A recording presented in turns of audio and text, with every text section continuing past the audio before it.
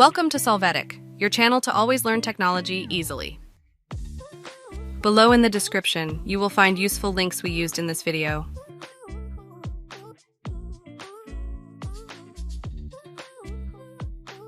Today in Solvetic, we will see how to delete rows in Excel with specific text.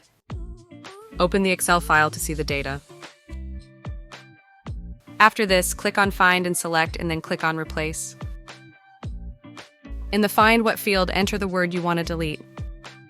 Click on the Options button. Now click on Find All. Select all the lines with that text and click on Close. After this, right-click on one of the texts and choose Delete. Check the box, the entire row.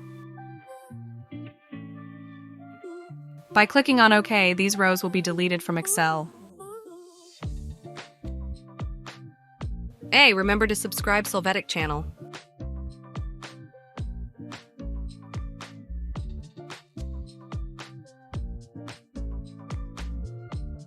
We hope it has been helpful for you. Here are links to watch more videos of your interest and subscribe to the Solvetic channel. Thank you.